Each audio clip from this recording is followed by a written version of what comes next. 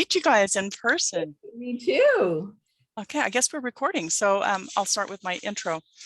Good to meet you. Hello, good morning. My name is Renee Kirkpatrick, and I am the children's book buyer at University Bookstore in Seattle.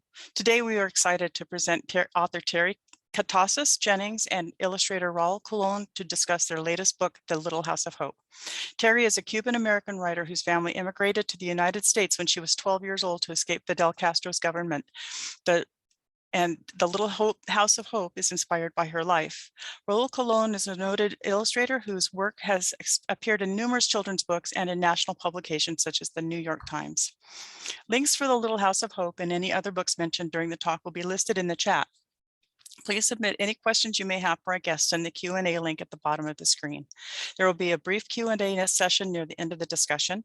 This talk is being recorded and can be viewed on our YouTube channel shortly after the event. I will now turn the microphone over to Terry and Raul. Well, thank you so much, Renee. Thank you for having us here at the University of Washington bookstore. I'm actually at the American Library Association conference here. Sorry about the hotel background. And Raul is coming to us from his studio in New York. So the magic of Zoom, right? So I think that this book has a very special meaning and connection for both of us. And we're very excited to share it with you and with our young readers. And we're delighted to be here. Same over here. So we should talk about it. Okay, so first we're going to read it to you. So Raul is going to read it in English. And I'm going to read the Spanish version, if that's okay, if you guys are okay with that. And I'm going to share my screen so you can see the pictures. That I was wonderful pictures, let me tell you. Okay, there we go. It's the first page. Okay, Raul, it's all you. Okay, it was a little house. So I got to get to the first page, guys. Sorry. It was a little house, and then we can see it there. Right. Era una casita. When Esperanza and Manolo and Mommy and Papi came to the United States from Cuba, they looked and looked for a place where they could live that didn't cost too much money, and then they found it. Cuando Esperanza y Manolo y Mami y Papi llegaron de Cuba a los Estados Unidos, buscaron y buscaron por un lugar donde vivir que no costara mucho. Buscaron y buscaron hasta que lo encontraron. It was small. It smelled like old wet socks. It had rickety, tattered furniture from a church basement. But even though they were far from home, the family was together. They were safe. They were happy in la casita.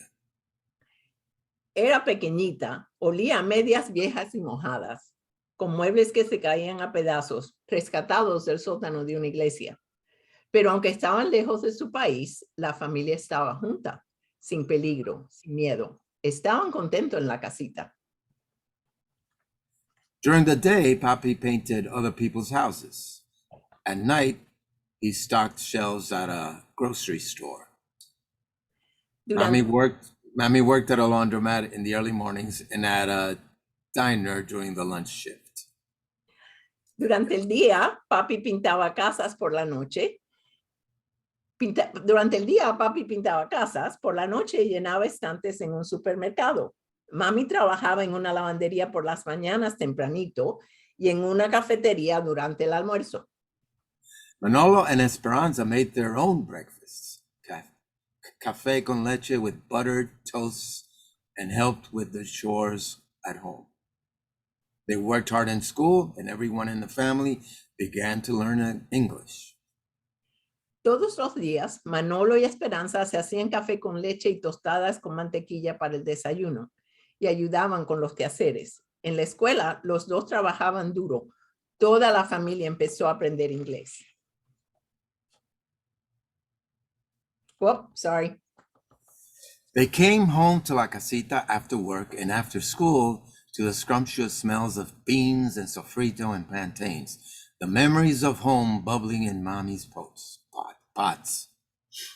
Después del trabajo y de la escuela, volvían a la casita, a los aromas deliciosos de frijoles y sofrito y plátanos, recuerdos de su país burbujeando en las cazuelas de Mami. On weekends, they scrubbed and painted and fixed anything that needed fixing. Los fines de semana, todos los limpiaban la casita y la pintaban y arreglaban lo que había que arreglar. When they were done, Esperanza made a beautiful collage with pictures of their home in Cuba. On it, she placed 2 words, her name in Spanish and in English. It was what they found in their new home. Cuando terminaron, Esperanza hizo un collage precioso con fotos de su casa en Cuba. En el collage puso 2 palabras, su nombre en español y en inglés. Era lo que habían encontrado en su nuevo hogar. In a few months, Mommy's sister Conchita joined them. She came to live in La Casita because soldiers had taken her husband. She was afraid to stay in Cuba, and she and her baby Alina had no other place to go, or Alina. En unos meses, Conchita, la hermana de Mami, se unió con la familia. Vino a vivir a La Casita porque soldados se habían llevado a su esposo. Tenía miedo de quedarse en Cuba y ella y su bebita Alina no tenían otro lugar donde ir. The family welcomed Conchita. They made a room for her and Alina in the garage. Esperanza helped take care of the baby, and soon Conchita began taking care of other people's children during the day. She taught them songs in Spanish. Their music and laughter filled La Casita. La familia recibió a Conchita con gusto. Le hicieron un cuarto en el garaje. Esperanza ayudaba a Conchita a cuidar a Lina. Y pronto Conchita empezó a cuidar a otros niños durante el día. Les enseñaban canciones en español. La música y la risa de los niños llenaban la casita. One day, a woman named Patricia came to look for work at the diner where Mommy cooked. She and her husband Enrique and their 2 boys had just come from Mexico. Un día, una mujer llamada Patricia vino a buscar trabajo en la cafetería donde Mami trabajaba. Con su esposo Enrique y sus 2 hijos, acababa de venir de México. They had ridden buses and trucks and walked for miles in search of a better life. Habían montado en guaguas y camiones y caminaron por millas en busca de una vida mejor. Mommy invited them to La Casita. There's room for 2 cots in the garage, Conchita said, while changing diapers. Manolo sighed, I guess the boys can sleep in my room. Mommy agreed. Esperanza started moving furniture. Mami los invitó a la casita. Hay espacio para 2 catres en el garaje, dijo Conchita mientras cambiaba pañales. Manolo suspiró. Supongo que los chicos pueden dormir en mi cuarto. Mami asintió. Esperanza empezó a mover muebles. Oh, sorry. By the time Poppy came home, it was all settled. Even though there wasn't much room, everyone was happy in La Casita. Cuando Papi llegó del trabajo, ya todo estaba arreglado. Aunque no había mucho espacio, todo el mundo estaba feliz en la casita. Enrique used Poppy's lawn mower to cut grass around the neighborhood. Soon he had his own mower and old truck and a trailer. Manolo and the boys worked for him on weekends and after school. Enrique usó la podadora de Papi para cortar la hierba por el vecindario. Después de unos meses, pudo comprar su propia podadora, un camión viejo y un remolque. Los niños ayudaron a Enrique los fines de semana y después de la escuela. Soon Poppy spoke English so well he got a job as an accountant, like back home. Mommy got a job teaching Spanish at the high school. En poco tiempo, Papi hablaba inglés tan bien que pudo conseguir un trabajo como contador, lo mismo que hacía en Cuba. Mami consiguió un trabajo enseñando español en la escuela secundaria. Conchita kept taking care of kids in La Casita during the day. Conchita siguió cuidando a los niños en la casita durante el día. And Patricia and her family got their papers and found a home of their own. Y Patricia y su familia consiguieron sus papeles y encontraron su propio hogar. One more page. Oh, you're waiting for me. Families came and families went. Esperanza was always the first to welcome them. La casita offered a home for those who didn't have a place to go. It was a safe place in a new land. Muchas familias vinieron y se fueron. Esperanza era siempre la primera en darles la bienvenida. La casita ofrecía un hogar para los que no tenían dónde ir, un lugar seguro en una tierra nueva. And whenever anyone left, they left with a special present from Esperanza. Y cada vez que una familia dejaba la casita, siempre se llevaba un regalo especial de Esperanza. As you can see, Hope, her name, Hope. Hope, right. Esperanza. Perfect. All right, so I hope that there's a lot of enthusiastic thumbs up out there. So now Raul and I will tell you a little bit about the whys and the hows of the Little House of Hope. And I get to ask the first question because it's something that I wanted to know for a long time, because Raul and I didn't really know each other when we were working on this book. And we didn't get to communicate. We just communicated through our editor. And actually, they said, this is the way the pictures are going to be, and you need to be thankful. And that's the way it was. So, because, I'm very lucky that Raul is, worked on this book. So tell us what happened, Raul. Tell us what happened when Neil Porter called you, and what made you decide to do La Casita, and how do you go about planning and doing the illustrations? Well, yes, I got a call or an email the modern way, right, from Neil. And he asked me he told me he had a manuscript that I could read. He asked my agent, it goes through my agent, so I have to put that in, that if you have an agent, literary agent, or if you're an illustrator, you usually work with an agent, she'll send you the manuscript. So I got the manuscript, I read it, and I could relate to it. And the way I look at a manuscript is that if I can see the pictures when I'm reading it in my head, I can see the pictures develop and what it would look like. Usually it's going to be a yes.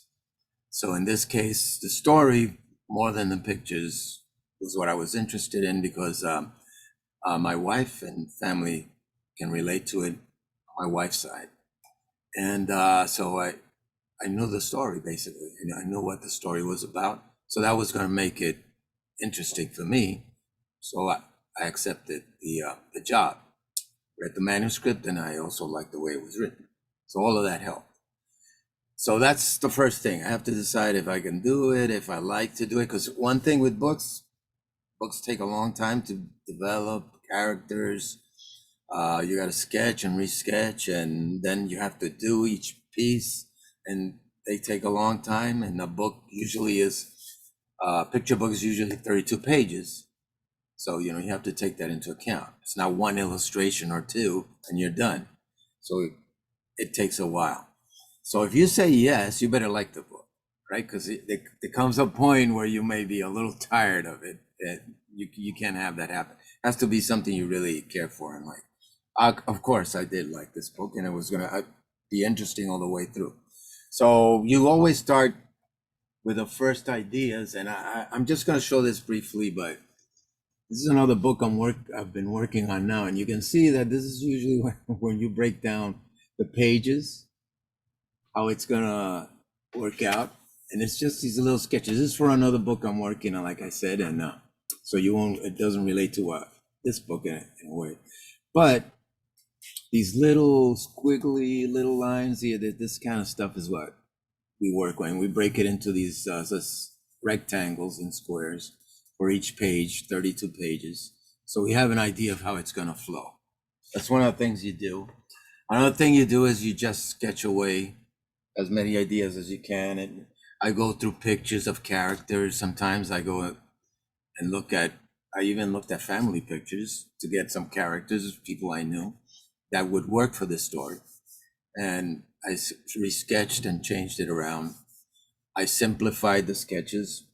And then the next thing you do after you have the ideas, you start a composition of each scene that you pick, because you got to pick a scene from the text, right? You can't draw every single thing that happens in the story. You have to pick certain scenes. So after I've done that, in another book I worked on, you can see that you do a little mock-up of the book and put the sketches and try to make a little book out of it. And this was for another book I did called Draw. And this is what a mock-up looks like, or a dummy for the book. This is what the art director sees besides your sketches to know if the book flows the way they would like it to with the text. And they have an idea of how it's going to look. So after all that is approved is when I finally can start working in color and all that stuff, and putting the final scenes, each page that we're going to draw and paint. Then it comes to fruition. Well, that's interesting that you should say about that you use, like family pictures, because I really do think that you got, Cubans right.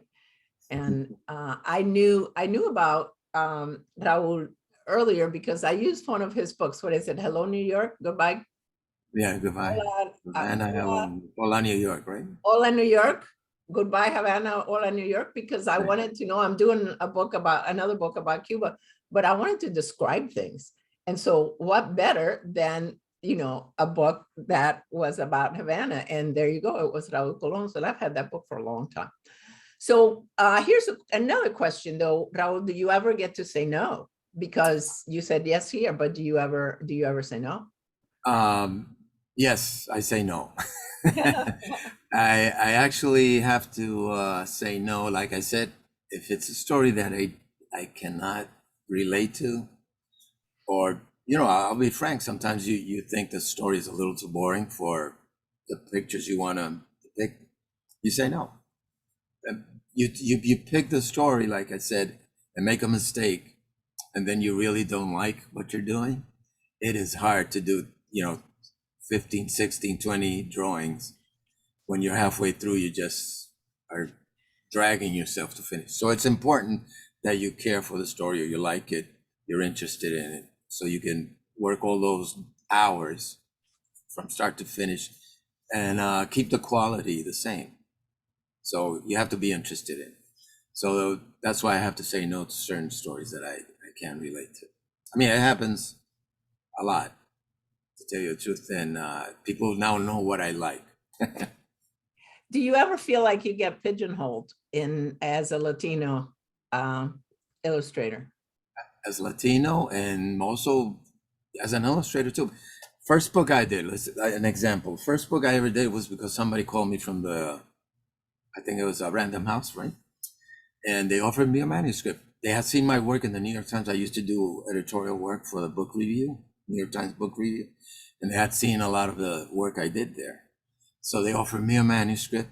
I did my first book, and it was about a dad and his little girl. So it did well. The book did very well. My first book, I was happy with it.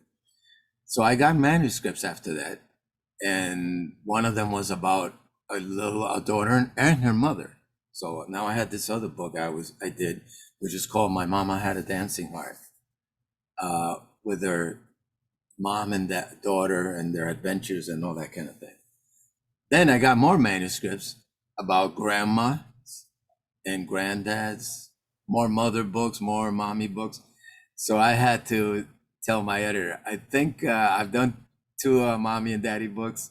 I'd like to try something different. So we went totally in a different direction, and she sent me a manuscript of a warrior princess, basically fighting a monster dev. And that was totally different. That's what I wanted. So I took a left turn because I didn't want to get pigeonholed into doing just that kind of book I originally did. Same thing happens when you are Latino or minority. You will get a lot of book offers to just do that. But like I said, I like to draw other things.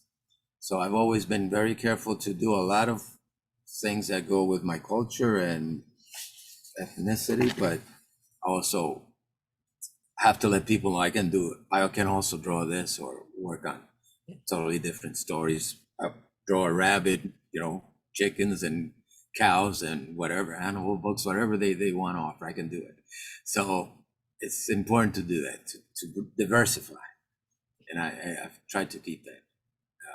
And I think people are aware now, the editors. Well, now that's a really good example between the difference between the writer and the illustrator, and also the illustrator who's been around for a long time and the writer who hasn't been around for a long time. Right. So Raul gets to say yes and no. And I, he gets asked to do these projects because his reputation precedes him. A writer, any writer, does their work ahead of time. And then you're the one asking, please. And then when you get the deal, say thank you. But yeah, so it's a totally different. It's an advantage if you have visuals, because I always thought that actors, writers have it a little harder because the actor can't show his talent or her talent, the actor, unless somebody sees him do it. And sometimes they just want you to send a picture with your resume, and that's not good enough. You would like to be able to show your work. The illustrator, all he has to do is send a portfolio, and they'll see, can he draw or he can't. So it's much easier for us to promote what we do than a writer or an actor or something like that. However, I have a question. How did you arrive at your story? That's the one I want to know. This was one of those stories that I had to write because a realtor friend of mine one time said that he never rented to immigrants because people, he said immigrants might live four families to a house and they would tear up the house and all this. And he said that with a straight face in front of this Cuban person. And of course, and he knew I was Cuban. And I was enraged. But of course, I'm kind and, well, not stupid anyway. I didn't say anything, but I stewed on it and I just chewed on it and chewed on it and chewed on it. But at first it didn't really hit me that personally. It hit me as a member of a community. But then all of a sudden I remembered, wait a minute, we used to live 3 families to a house. And it was kind of like a lightning strike. And, he was actually talking about me, and everyone in our family went on to become citizens. Everyone in that house, there was 14 of us during the weekends. And we didn't tear up the house. We, all the kids ended up going to college.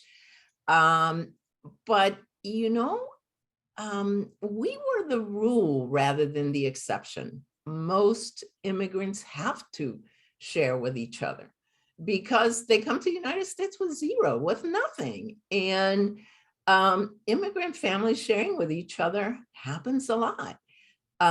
People need a roof over their heads. That's the most important thing. And when you come with nothing, or even when you come with a little bit, you still need a roof over your head. And I just wanted to show that. I had to write that book to show that most immigrants come to the United States because they don't feel safe in their own home, in the situation that they have. They don't just up and leave and say, oh, tomorrow I'm going to be in New York and I'm going to start a new life over there. No, you leave so much when you come to the United States. I left my grandmother. I never, ever saw my grandmother again.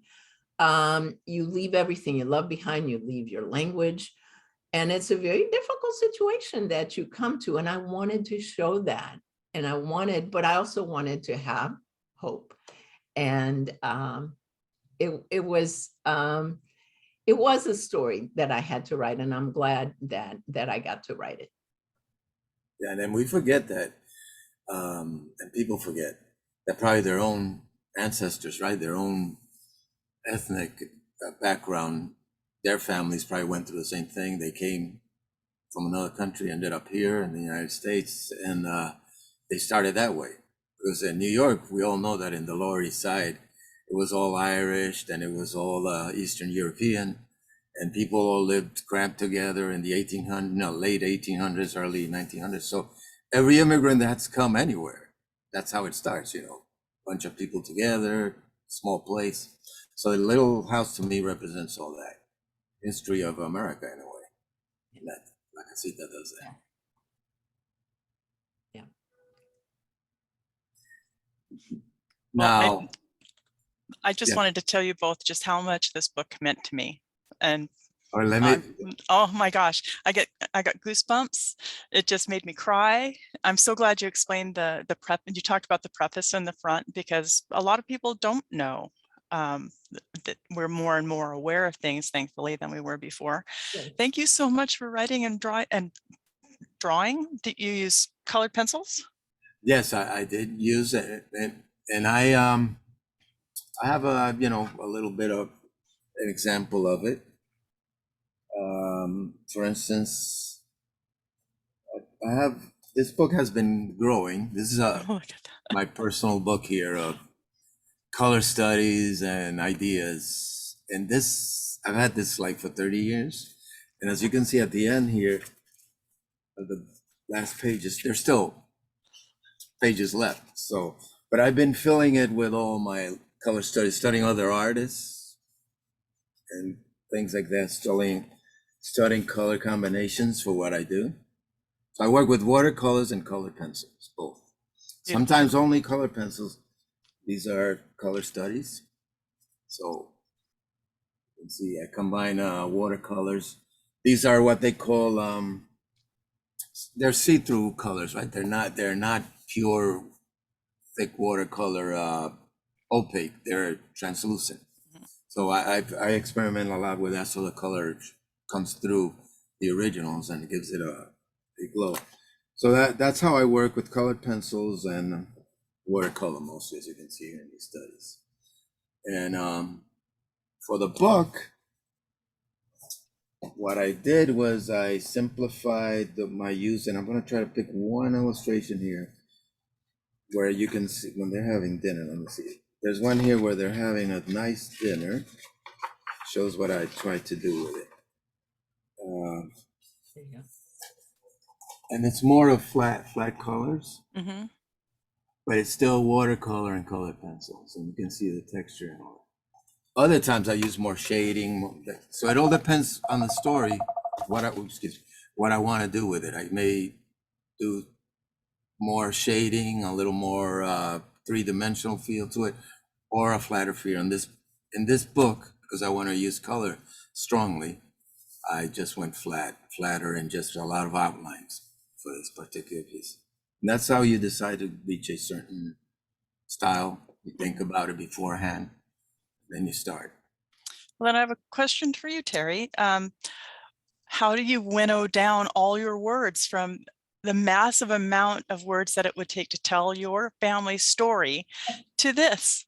I mean, and to get all of the feelings and all of the history included. Wow, I'm not sure I know how it, I'm not sure I know how it happened. You always start. Yeah, right. It's like you start doing it, but it was you concentrate on that one feeling, you concentrate on that one idea. And the idea that I had was that I wanted to portray that people come to the United States for different reasons, why they came to the United States. And I wanted to portray that they are human beings, that every single person deserves to be looked at as just another human being, good, bad, and different, but we are all other human beings. We have the same needs, we have the same hopes.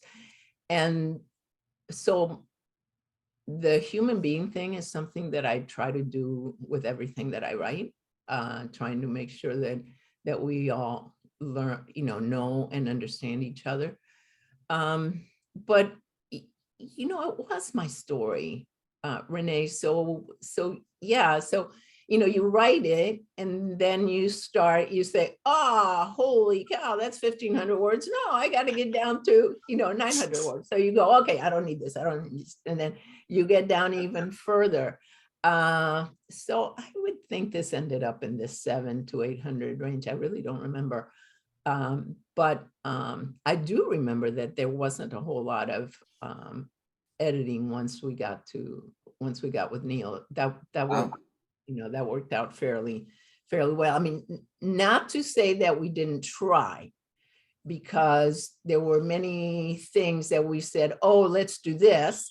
Or now, what do you think about this? And I don't know if you know what work for hire, people that are hired, given an idea, okay, write about 9/11. I'm writing about 9/11 right now. Write a 1,500 word story about 9/11, and I do that. And so Neil would say, do this, and I would rush off and do it.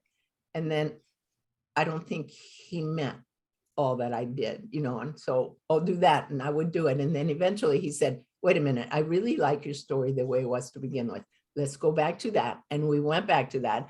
And in one conversation, we went through, kind of like word by word, and evaluated the value of it, whether this was the best word. And then we came back, and I think the idea of hope was always there. The idea of the girl being Esperanza, naming her Esperanza, was not always there. And that was something that came out of that conversation. But yeah, it was sometimes books, I mean, you got to be used to writing small. Used to Did you writing leave small. I anything love out? that. Did you leave anything out though? Right. Well, you can't. And one thing that I wanted, one thing that I wanted to make sure that I got, and I hope that people get it without my having really said it, is that immigrants bring something as well. We always say, well, immigrants here, and they take Social Security, and they take this, and they take that, and come on now, right? Immigrants bring something. I brought my words, and I write books that teach kids, and I write books that help kids laugh, make kids laugh, and science books. And they're many of and the lady who figured out the COVID vaccine, she's an immigrant from Hungary. The guy that did Coca-Cola was an immigrant. So there's all these people that are immigrants that bring Steve Jobs. Yes. Steve Jobs. Right. Yeah. Exactly. And by the way, for the record, I read somewhere that the economists, made numbers and all that the immigrant, and I forgot what the million was, but millions of dollars more are brought in by immigrants than they take out. People think it's the other way around. Actually, they bring more into the economy. That's why in New York, they love anybody who's an immigrant. They bring them here because there's money that's going to come in. They know it. Yeah. Mr. Google, I don't know what his name is, but Mr. Google was an immigrant. So, yeah. Yes. So. How it works. Well, you guys are doing the Lord's work right here, I'll tell you. I just love the fact that what you've just said will encourage so many children to sit down and start writing maybe their stories. I'm going to share this with all the librarians and teachers I know so that they can use this in their own classes, if that's okay with you guys. Oh, absolutely. That's right. Yeah, because I think they'd get such joy out of knowing that they don't have to use a lot of words to get their ideas across, that they need to choose the good ones, and that you can color anything you want, as much as you want, and learn everything you can from it as you go. So cool. Thank you. Thank you. So another thing I want to mention about that too is that there's many books out there that talk about the same thing, and any child, I always encourage to do what I did, which was the reason I became an illustrator. I used to read comic books. Mm-hmm. But and that's what I wanted to do, because I could draw since I can't remember. But comic books was the first thing, Spider-Man and all that stuff. When they first came out, I was reading Spider-Man. So I loved the stories. I tried to write my own comic books, did all that. But the reason I became an illustrator is because I used to go to the library, to the art section, when I knew where it was. And I would take out books on any artist. And I started learning about the Van Goghs, I knew Da Vinci and all that, but I started looking at their work. Van Gogh and the Impressionists, though, were kind of new to me. And I started realizing I like comic books, but what these guys were doing is kind of nice. I like this. The painters are. So that kind of veered me a little left towards that. And then in the magazines, I used to see these big illustrations. And when magazines were magazines, Life magazine, Look magazine were these big magazines that you could buy in the store. And I'd see these big paintings by a guy that I liked. And I learned that this guy was an illustrator, not a painter per se, but an illustrator. So when I was like 9 years old, I learned that word, illustrator. This guy's an illustrator, and I like what he does. The guy's name, always signed it, was Norman Rockwell. And I realized that's what I want to do. Okay, I'm not going to be an impressionist, a painter that way, all that, but I would like to do what this guy does, Norman. And I decided to become an illustrator at a young age, even though it took a while to get there. Mm-hmm. But because I went to library and I looked at books and read the books, read about these people. So reading, going to the library, all that is important to me. And it's what started my career, basically. Thank you for encouraging children to do just that. And Terry, how about you? How did your early literary life get started? I was very much like Raul. I knew that I wanted to be a writer since I was like maybe in 4th grade. And I read and read. I had, my allowance. My dad was a banker. And so he would give me an allowance. And I don't remember how much it was, but it wasn't all that much. But the only thing I had to do was write it on this green accountant's paper. And, how I spent it. Well, I just went to a bookstore, bought one book with all my money, wrote it down, and that was it. And so reading. So now in Cuba, we didn't have libraries. So I had to buy my own. So I had a very nice library of my own, and I always read. Now, I will tell you that when I was junior in high school, I guess, I was in a class and I was taking a creative writing class because I wanted to know was this what I could do, not so much what I wanted to do. It was what I wanted to do, but was I any good at it? And the teacher told me that no, that there was a word that I had used that I wasn't allowed to use because nobody that was Cuban could have had that word in their vocabulary. The word was strident. Since I was a junior in high school and I'm really old, I remember that. And I said, well, take care of you. And I left her class. I signed myself out of her class, and I didn't go back and find out whether I could. Now, I do have to be honest that as an immigrant, I probably would not have taken writing as a career at that time, because you have to have a roof over your head. You can't take a chance because there wasn't any money backing me up. I had to pay for my school. And so I actually majored in math in college, and that was a job that would give a woman a good paying job. But I wonder whether somewhere along the line, I would have written on the side, if I had known that I was good enough, if I could have written on the side. But stories just always kept running around in my head. And after I worked and had my kids and I had a little bit of time, I said, I'm going to try this because I've always wanted to write. And so I wrote my first story when I was 50, and I submitted it to the Washington Post, and they published it. And my very first story, and I said, okay, well, maybe I can do this. I can write. Then I kept trying, okay, if I can do this, then I'll do that. And if I can do this, then I'll do that. And so there we go. That is so cool.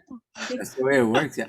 And I there's a movie called I forgot the title right now. It's off my head, but it's about a drummer, and his teacher, who's a tough guy, says something about, because at one point the student says, you're too tough, and wouldn't you discourage people the way if you treat them too hard trying to learn? And he said, no, because the genius, the guy who's going to make it, never gives up. Some way or the other, he'll end up doing what he wanted to do. And this is a great example. It doesn't matter what even though, like I said, I went around and I did work in a graphics field and all that. Mm-hmm. At 35 was when I finally started freelancing as an illustrator. So I was 35 already. I didn't start at 21. And that's when it all began for me. So you end up there. Doesn't matter how many turns you are meant to do it. Up here, it's in here and here. Right. You're gonna get there. You'll get there. Absolutely. That is so great to know. Everybody's going to love that. Well, anything else you want to let us know? Well, I don't know if anybody has any questions out there that they'd like to. I don't know if they submitted anything, but I don't. if they do. If not, I'll volunteer stuff. I don't see anybody have a question in there. Ed just sent me a little something. Let me see what it says here. It says, if you know someone who would be interested in this event but couldn't make the Zoom meeting, U Bookstore would be posting a recording on the event on our YouTube page in the next few days. So we'll make sure that it is available for everyone to see. Well, I just absolutely love this book. Thank you so much for writing it and illustrating it. And thank you so much for being a part of our lives. I can't wait to get out there and just start talking to everybody. Thank you so much. Thank you for the opportunity. Oh, my pleasure. Having us. Oh, you bet. Anytime. I gotta go back. I've been there. I gotta go back. Please come back. Yeah, Yeah. absolutely. Come together if you need to. We'll put you up. We'll tell Neil. We'll tell Neil. Okay. Yeah, do.